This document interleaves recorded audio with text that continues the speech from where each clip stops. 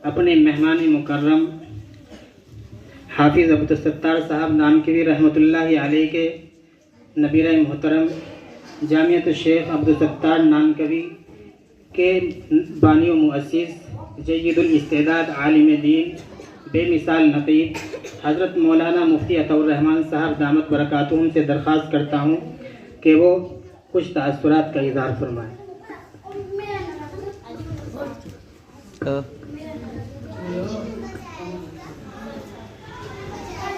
حامداً ومصلياً أما بعد قال الله تبارك وتعالى في القرآن المجيد والفرقان الحميد قل هل يستوي الذين يعلمون والذين لا يعلمون وقال النبي صلى الله عليه وسلم خيركم من تعلم القرآن وعلمه أو كما قال عليه الصلاة والسلام۔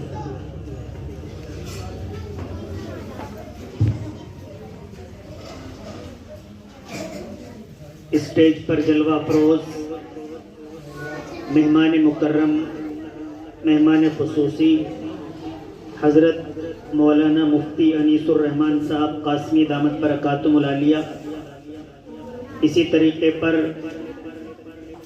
حضرت مولانا مفتی محمد ارشاد صاحب دامت برکاتہم العالیہ، ان اکابر کی آمد مظاہر جیسی عظیم الشان دینی درسگاہ سے ہوئی ہے۔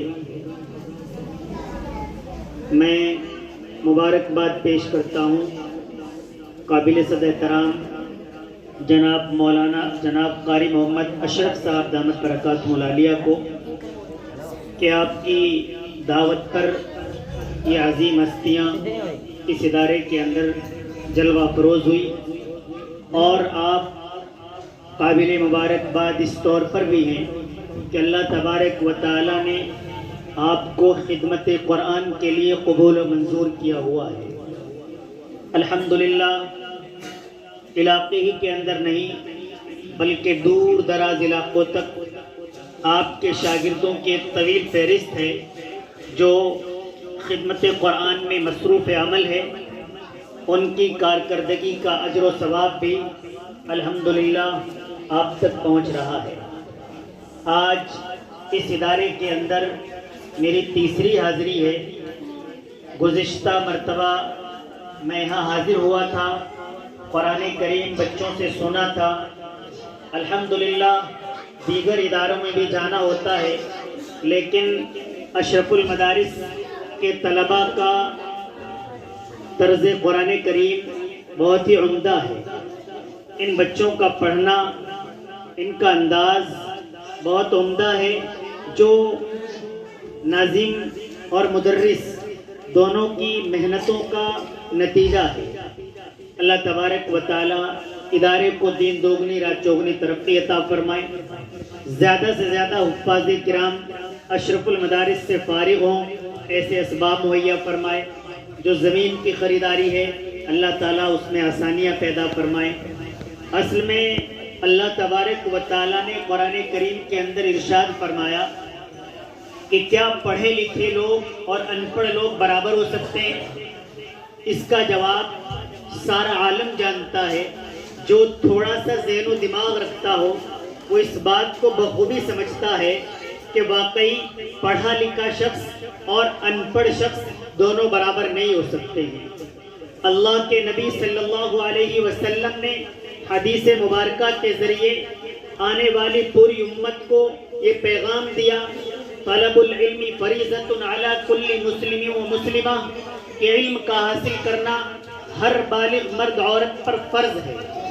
اللہ کے نبی صلی اللہ علیہ وسلم نے مزید ارشاد فرمایا، خیرکم من تعلم القرآن وعلمہ، کہ تم میں بہترین لوگ وہی ہیں جو قرآن کریم کو سیکھتے ہیں اور سکھاتے ہیں۔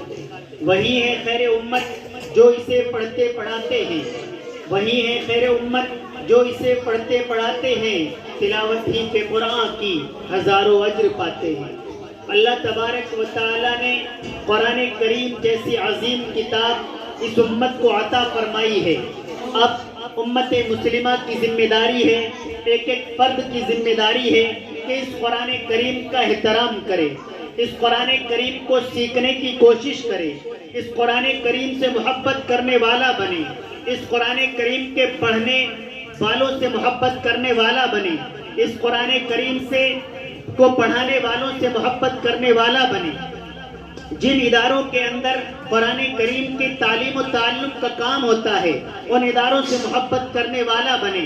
خدا کی قسم اگر ہم حافظ قرآن نہیں بن سکے، اپنے بچوں کو حافظ قرآن نہیں بنا سکے، تو ہمیں چاہیے کہ اللہ تبارک و تعالیٰ نے اگر ہمیں وسعت دی ہے تو ہم اشرف المدارس چلے جائیں، محتمم صاحب سے ملاقات کریں اور ایک بچے کو اس طور پر گود لے لیں کہ میں انشاءاللہ تعالیٰ جب تک یہ بچہ حافظ قرآن بنے گا تب تک کہ اس کے مکمل اخراجات کی ذمہ داری لیتا ہوں، اور جو بھی مدرسے کے متعلق اخراجات ہوں، اس کے ذاتی اخراجات ہوں، وہ میں اٹھاؤں گا۔ تو مجھے اللہ تبارک و تعالیٰ سے امید کامل ہے انشاءاللہ تعالیٰ اللہ تبارک و تعالیٰ ایسے شخص کو بھی، حفاظ کرام کے والدین کو جو اللہ تبارک و تعالیٰ انعامات سے نوازے گا، اللہ تبارک و تعالیٰ اس چیز پر قادر ہے کہ ایسے شخص کو بھی انہی انعامات سے نواز دیا جائے۔ اللہ تبارک و تعالیٰ نے قرآن کریم کی برکتیں ہم سب کو عنایت فرمائی ہیں، لیکن کمی یہاں آ جاتی ہے کہ ہم قرآن کریم کی تلاوت سے دور ہو چکے ہیں، کیونکہ ہمارے گھروں میں حافظ موجود نہیں ہے، کیونکہ ہمارے گھروں میں ناظرہ خواں موجود نہیں ہے۔ ایک بڑی تعداد امت مسلمہ کی خصوصی طور پر اس دور کے اندر ایسی موجود ہے جو ناظرہ بھی قرآن کریم پڑھنا نہیں جانتی ہے۔ ایسے لوگ، اگر آپ انسان اپنے آپ کو بدنصیب سمجھتا ہے کہ اس کے پاس مال و دولت نہیں ہے، انسان اپنے آپ کو بدنصیب سمجھتا ہے کہ اس کے پاس اولاد نہیں ہے، انسان اپنے آپ کو بدنصیب سمجھتا ہے کہ اس کے پاس گاڑی بنگلہ نہیں ہے، لیکن یاد رکھو بدنصیب انسان اپنے آپ کو جب سمجھے جب اس کے پاس قرآن کریم کی دولت موجود نہ ہو، جب وہ قرآن کریم کو پڑھنا نہ جانتا ہو، جب وہ قرآن کریم پر عمل کرنے والا نہ بن رہا ہو۔ میں طلبہ کرام سے مختصر طور پر مخاطب ہو کر کہنا چاہتا ہوں کہ اللہ تبارک و تعالیٰ نے آپ کو دنیا کے عظیم ترین کام کے لیے منتخب کر لیا ہے۔ اب آپ محنت کریں، جلد سے جلد قرآن کریم کی تکمیل کے لیے پورے طور پر کوشش کریں۔ آپ حافظ بن جائیں گے تو یہ زندگی بہت مختصر زندگی ہے، گزر جائے گی۔ اور اگر اس کے متعلق بھی بات کروں تو الحمدللہ حافظ قرآن، قاری قرآن، عالم قرآن، مفتی صاحب، آپ پوری دنیا کے اندر اگر غور کریں گے تو بہت ہی صاف و شستہ کپڑے پہننے والوں میں ان حضرات کا شمار ہوگا، اور الحمدللہ عمدہ ترین کھانا کھانے والوں میں ان حضرات کا شمار ہوگا۔ بظاہر یہ آپ کو لگ سکتے ہیں کہ یہ غربا میں شمار ہوتے ہیں، لیکن یاد رکھو الحمدللہ دنیا کے اندر بھی ان کے مراتب بہت زیادہ بلند ہیں، اور آخرت کے اندر تو ان کے مقابلے میں دوسرے لوگوں کی کوئی حیثیت ہی نہیں ہوگی۔ اللہ تبارک و تعالیٰ کل قیامت کے دن کسی بھی امیر آدمی کو یہ حکم نہیں دیں گے کہ آپ جنت کے درجوں پر چڑھتے چلے جائیں۔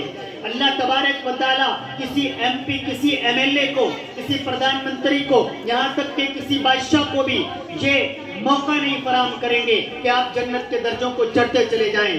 لیکن یاد رکھو اللہ تبارک و تعالیٰ آپ کو، اشرف المدارس کے طلباء کو، حفاظ کرام کو یہ موقع فراہم کریں گے۔ ارشاد ہوگا اے حافظ قرآن، قرآن کریم کو پڑھتا چلا جا، جنت کے درجوں کو چڑھتا چلا جا، جہاں تیرا قرآن مکمل ہو جائے گا وہیں تیرا رتبہ، وہیں تیرا مقام بنا دیا جائے گا۔ آپ دنیا کے اندر عظیم ہو، آخرت کے اندر بھی انشاءاللہ تعالی عظیم افراد کے اندر آپ کا شمار ہوگا۔ اللہ تبارک و تعالی ہم سب کو عمل کرنے کی توفیق عطا فرمائے۔ وآخر دعوانا الحمدللہ رب العالمین۔